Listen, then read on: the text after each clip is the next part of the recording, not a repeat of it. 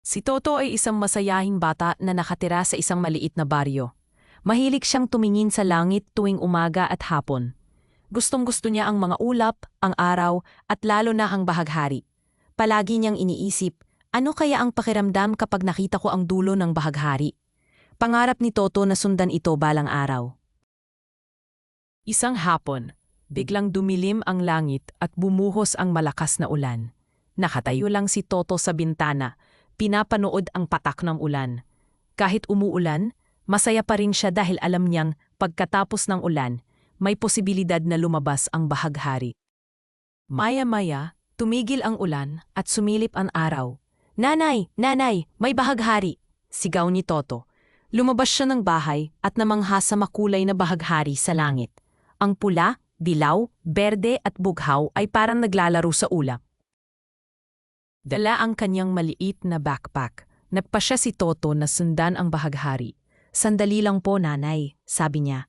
Habang naglalakad siya sa damuhan, pakiramdam niya ay mas lalo pang lumalapit ang bahaghari sa kanya.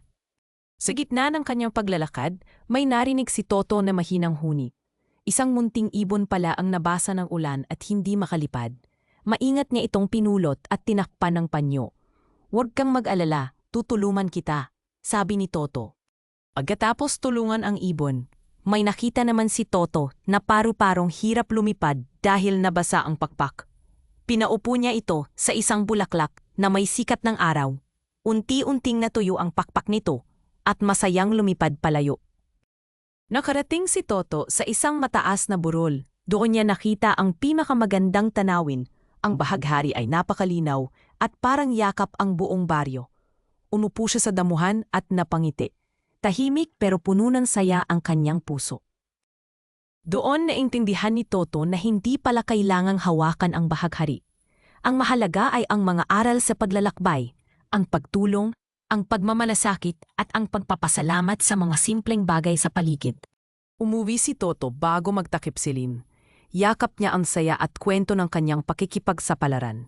"Ang ganda ng araw ko," sabi niya sa sarili habang hawak ang kamay ng kanyang nanay. Mula noon, tuwing makakakita si Toto ng bahaghari, naaalala niya ang araw na iyon. Natutunan niya na ang tunay na yaman ay kabutihan ng puso at ang saya ay mas makulay kapag ibinabahagi sa iba.